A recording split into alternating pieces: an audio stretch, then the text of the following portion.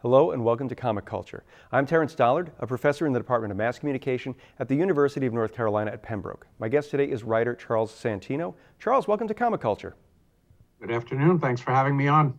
Charles, you are working on a creator-owned series called Rammur, and I was wondering if you could tell us a little bit about the concept and the creation of this character. Sure. The shortest elevator pitch in entertainment. He's a master thief in a future police state. 7 words. And the idea has been kicking around for quite some time. And I had the opportunity with my publisher, Marcosia, to finally do it. And so it's out. Okay, so you say it's a master thief in a future police state, which is an interesting way to look at, I guess, sci-fi as a way of looking at the future in either optimistic terms or in sort of a dystopian term. And this seems to be somewhere in the middle because you could still be a master thief even though it's a future police state. The other aspect of the dystopia that's a little bit different is that it's a pretty advanced economically because they've perfected hydrogen power. So there aren't a whole lot of poor people and there aren't a whole lot of slums relative to what you would think would be in a future tyrannical police state because energy is almost free. So it looks a lot more like Metropolis than it does like Gotham City, but the iron hand of the police state is everywhere. And it's interesting to try to steal and be a thief in that situation, but if you look at the history of any tyrannical society, there's always been crime and there's always been corruption and there's always been cronies who are in with the government and paying off the government to look the other way. So he does manage to keep under the radar and make a decent living. And staying under the radar is probably his biggest problem. And I had the opportunity to look at some pages online. I guess when you were working on your Indiegogo campaign, you posted some pages there. And the one thing I've noticed about it is you use a very animation style to your artwork. It's very much like those early 2000 DC comic Justice League or Superman adventures that we would see on Cartoon Network. And I'm wondering, as you're doing something that is kind of a heavy theme of a future police state, does that style sort of, that juxtaposition of that light style work well with the material that could be, a little bit, dark? I hope so. That was the idea, was to have a kind of a grinding of these two elements against each other. The kind of almost kid-friendly style with the grim themes, but it's a PG-13. It doesn't have any excessive violence. There's no gore. There's no nudity. Any sex is off camera. The cursing is limited to hell and damn. So it's actually probably less extreme than a lot of comics you might see that kids will be reading, but it is a grim crime noir type of story, and the stories are pretty intense. And the feature within the feature, Topps Tales of the Police State, that the backup stuff is even more grim. Those are pretty depressing stories about life in the police state, and they don't involve our hero Rammur. They just involve average citizens who have to deal with day-to-day life. And it's interesting because, it's great when you have a concept that you can do this world building for, and having the ability not only to tell your main story, the story of Rammur, but also to tell these other stories of, I guess, what life is like for every other citizen in this area. It's kind of fun, and I guess as a writer it gives you a chance to explore maybe some ideas that wouldn't fit into Rammur proper, but would allow you to kind of scratch that itch. I have to put on a different hat and get into a different head to write those stories, because those stories are really kind of depressing in a way. I think they would appeal more to a customer or reader that likes Fantagraphics type of books. The main feature, Rammur, I think is more mainstream and a little bit more straightforward. So, but they're in the same package. I do think that they fit together. The art styles are not that different between the two sections of the book. And you are producing this book on your own, or at least you have produced content on your own, and then you were doing crowdfunding, and now you're working with Marcosia. So as somebody who is a creator, How do you sort of balance the creation and all that business stuff that goes into successfully crowdfunding a book, paying your artists, and then being able to negotiate with a publisher like Marcosia? I knew going into the crowdfunding that it was going to be a lot of work, but it was more work than I could possibly have imagined. And it was doing interviews constantly and also being on social media and promoting it. But Marcosia was actually, I was hooked up with them beforehand. They didn't do, until recently, they didn't do print versions of individual issues, just digital. So the purpose of the crowdfunding was to raise enough money to print it. And right at the end of the crowdfunding, I found out that they did manage to have print on demand. So the format is a little bit different. It's square bound instead of saddle stitched like a magazine. And there probably won't be a crowdfunding for number 2, because the whole point of the crowdfunding for number 1 was to have print. But now print is available. So Marcosia has been my publisher for 3 different projects, and this is the 3rd one. It's been available digitally for about a year, and the print is right now on Amazon and a couple of other places for pre-order, and it'll be published 12/31/31. So it'll be New Year's Eve. It'll be published print on demand for anybody that wants a print copy. You are talking about saddle stitching. You're talking about square bound. I mean, these are technical terms, and I'm sure that your career in comics, you've been exposed to all this technical stuff. But I'm imagining that, again, there's that learning curve where you have to kind of go through a little bit more to make sure, if you're publishing an issue on your own, what the paper stock is going to be like, and if it's going to reproduce properly, and how you're going to, get the lettering to make sure it lines and everything else. So when you're working on all this, how much of this, again, is that sort of, I've got to make sure I get this right before it gets to, get too far in printing? It's pretty much all encompassing, because I'm not only the writer, I'm the editor, I'm the art director, I'm the packager, I'm the producer, I'm the business manager. I'm doing everything, and except drawing it. I have to hire artists to draw it. And the plus side of that is you get things exactly the way you want. The downside is if there's a problem, a mistake, an issue, there's nobody to blame. You can't point to somebody and say, you messed this up on me. It's all on you. So it's great in that you get all the credit, but if there's a problem, you've got to take the blame upon yourself as well. As far as production goes, I understand just enough about the actual production, but I'm constantly relying on people much more experienced in that sort of thing, and I'm constantly asking questions. I do have a little trick, and one of the things that I do when I talk to people is I pretend to know even less than I do about what I'm asking them about, and the purpose of that is so that they don't gloss over something that's important, that they might gloss over because they think, oh, he seems to know quite a bit, so he probably knows about that, whatever that is. I dumb it down so that they'll, just make believe I don't know anything and give it all to me. And there's still things that I don't really understand. I just found out that a TIFF file, and I'm sure you know what a TIFF file is. There's JPEGs, there's PNGs. A TIFF file is actually a layered file that can be taken apart electronically by an artist so that they can get at the layers. I just found this out. So, this is something that I should have known years and years ago, because an artist asked me, why do you want my actual file that I worked on? I can just give you a TIFF because that's a layered file. And it's like, it is? Oh, okay. Then I know it's high resolution, but I didn't know it was layered. So these are the kinds of things.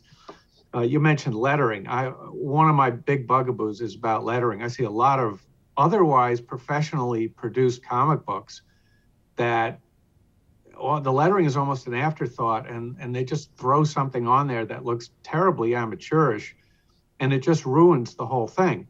And professional lettering is relatively inexpensive.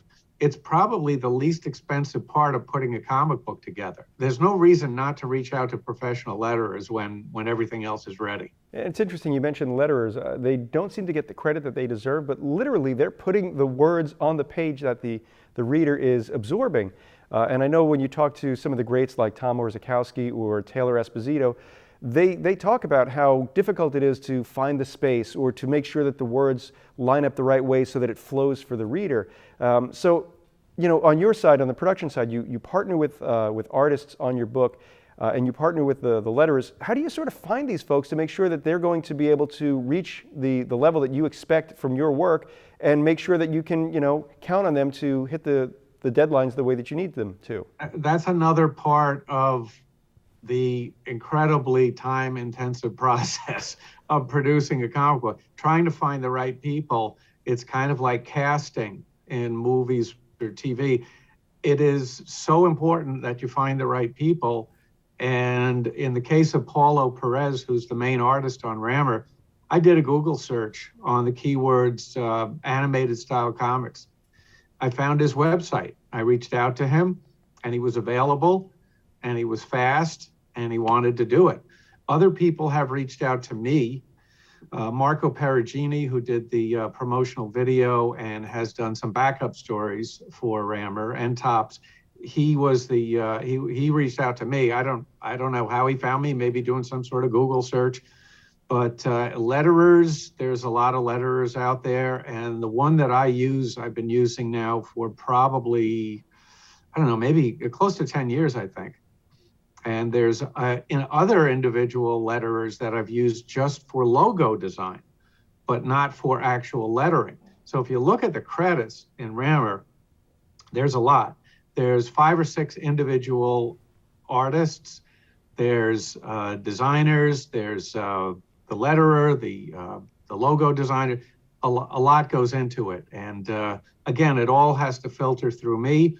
I have to find these people. I have to manage the process. I've been very, very lucky for a few years now with people being timely, responsible, doing what they're supposed to do when they're supposed to do it, and delivering on time. Paulo Perez is like clockwork. At the end of the month, I get the pages. Sometimes I have to make an adjustment or two, but for the most part, it's ready to go. And I've been very, very fortunate with the talent that I've been working with. It's not easy to find. It's not easy to find people who are good. A lot of them are overseas, and partially that's due to economics, because you pay somebody X amount in the United States, they might not be able to afford food. You pay them the same amount in the Philippines, they're probably making more than their doctor. So the exchange rate has forced people to go overseas. And fortunately, the rest of the world, they want to do business with the United States, they learn English. So I don't have to learn 15 different languages. Everybody seems to know English. And working for an American publisher, producer, whatever, that's the big brass ring for a lot of people overseas. So it does put you in a position. And I consider myself not particularly a big name or well known, but the fact that I'm an American, when I reach out to people overseas, that's a big deal for them. It's funny, you mentioned being an American working internationally with artists, because we're in this digital age where just 20 years ago, perhaps, you were having to mail stuff or FedEx your artwork, your original pages to your publisher. And now you're working in the United States with artists across the world, and you're working with a publisher, Marcosia, that's based in Great Britain. So as you're sort of coordinating all this, how do you sort of manage the different time zones and make sure that you're able to make sure that somebody who might not be a native English speaker can understand maybe some of the idioms or things that you throw in there that might seem obvious to you but might not make literal sense to them? I try to use very, very simple language, and sometimes it's quite humorous as to what is misunderstood, because sometimes their English is not exactly perfect, but you can generally get the sense of it. Sometimes there's a little bit more back and forth than you'd like because they're not quite getting it. But I would say I have as many issues with American artists communicating with them, and English is their first language. So It's not just a language problem. It's a communication problem, and it's if you're not face to face with people, if it's just email, sometimes it can be very tricky. Sometimes I'll look at an email I send somebody, and I think I'm 100% clear as to what I'm asking, but what I get back indicates to me that I was not clear at all. That's true. You know, the written word, I guess, sometimes if we're trying to make a joke or something, it might not translate the same way, even if it is somebody who is in the United States. You know, so occasionally there are those little misunderstandings. So I guess it does sort of train you to be more concise and more precise in the words that you're choosing to speak with people. And the other thing I was going to mention, you're working with Harry Marcos of Marcosia Publishing, and Yeah. you said you've worked with him for a number of different projects. I was wondering if you could talk a little bit about what those projects were. The first one was an autobiography written by a guy named Steve Kissing. He's in Cincinnati. He's an advertising executive. And he wrote a memoir called Running from the Devil, Memoir of a Boy Possessed. Pretty interesting book from the ages 11 to 15, 16. He had a very rare form of epilepsy where he saw and heard hallucinations, visual hallucinations, auditory hallucinations, and they were 100% real to him. And he literally thought he was possessed by the devil. And he didn't tell anybody about this. And this went on for 5 years. And he finally had a full-blown epileptic seizure in public. And so the jig was up. He couldn't hide it anymore. But he wrote a very fascinating book, and I thought it would make a great graphic novel and very visual, obviously. And Marcosia picked it up. After that, a funny animal crime noir called Danny and Harry Private Detectives, a storyboard artist named Walter Brogan. I found him online for another project, but he had these characters that he showed me, these funny animals. It was set in the late 40s, and it was all different characters, cats, birds, other creatures, but we played it very straight, a straight crime noir story. And again, you were talking about the friction between an art style and the content. Danny and Harry definitely had that as well. Getting back a little bit to international things, the name Rammur is spelled R-A-M-M-U-R. The reason being is that I wanted the web address of the character, the character's name. R-A-M-M-E-R, Rammur spelled Rammur, is taken by a Norwegian company that produces heavy machinery. And Rammur, R-A-M-M-A-R, excuse me, that's taken by a Turkish chain of grocery stores.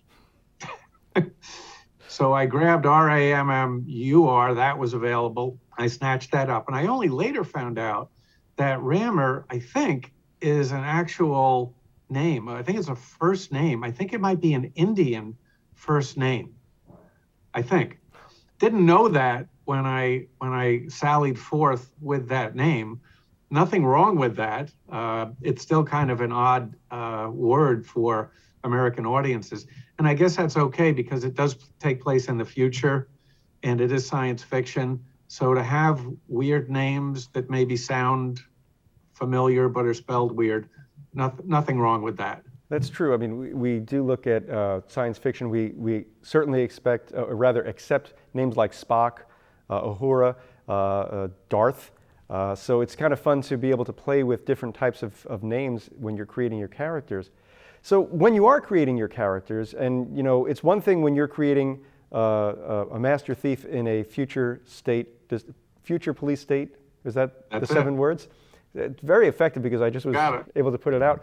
It's another matter when you're working with somebody who has written a biography, or perhaps when you're adapting a novel for a graphic novel series. So when you're doing this, how do you sort of jump between, you know, what's written on the page and what you think would make a good visual, so that way you can cut out some of the words that maybe the author has written, but still get the same feeling, and then put in the right words to help tell that story?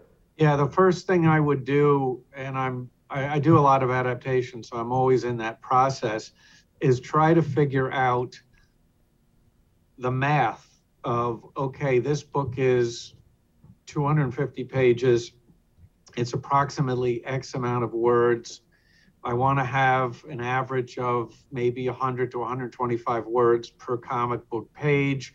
So I just try to figure out, in terms of pure content, what's going to fit into, let's say, a 140-page graphic novel.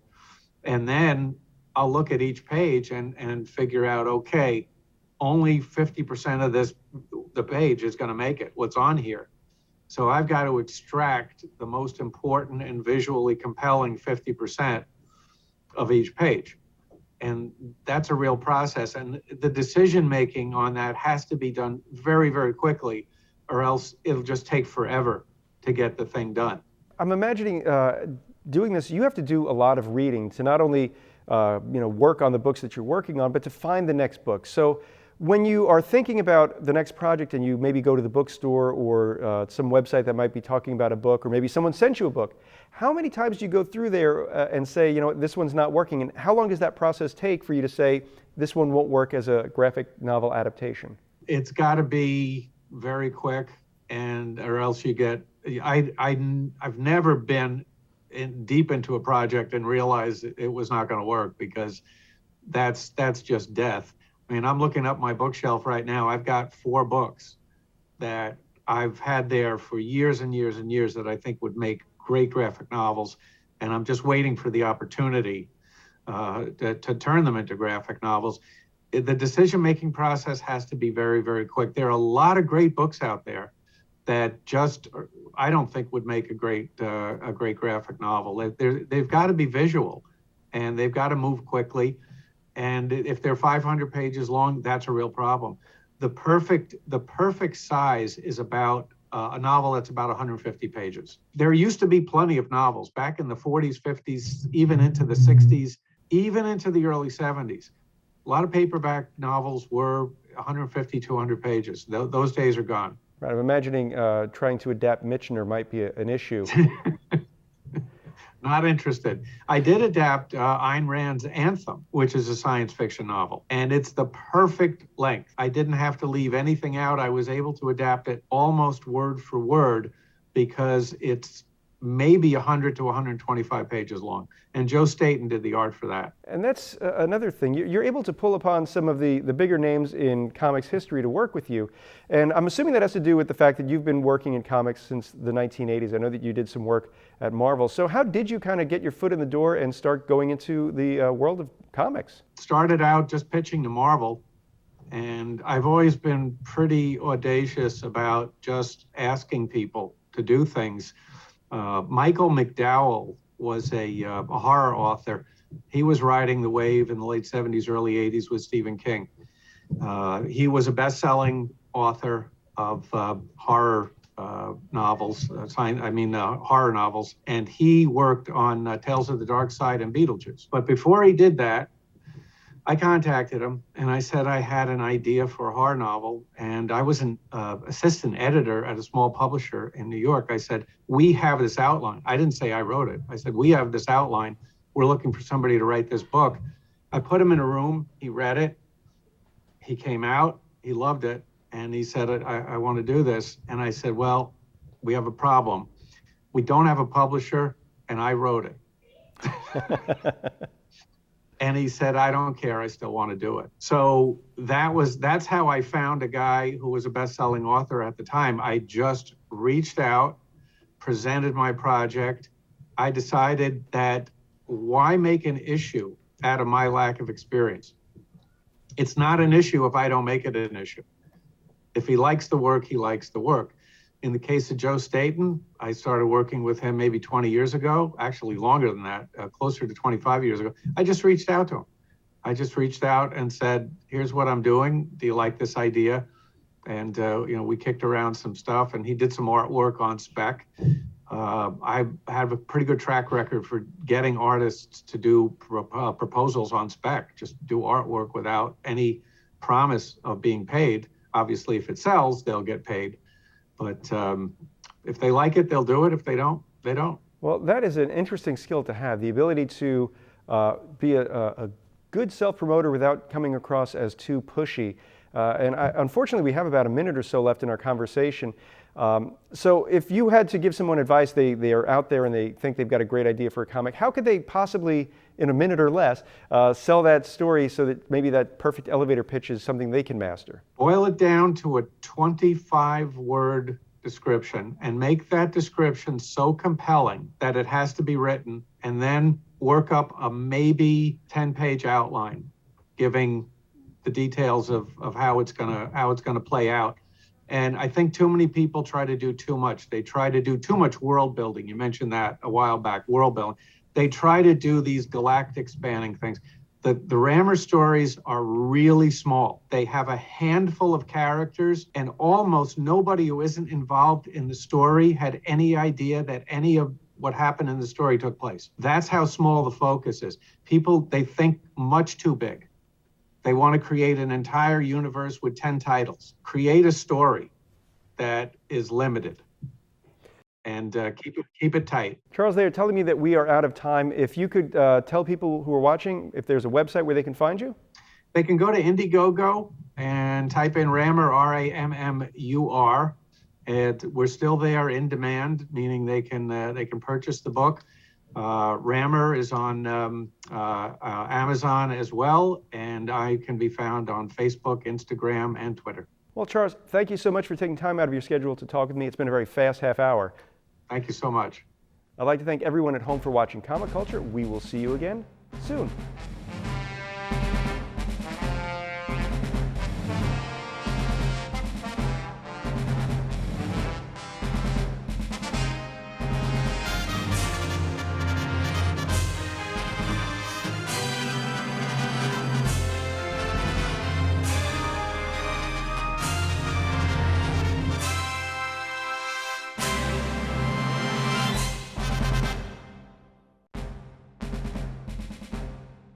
Comic Culture is a production of the Department of Mass Communication at the University of North Carolina at Pembroke.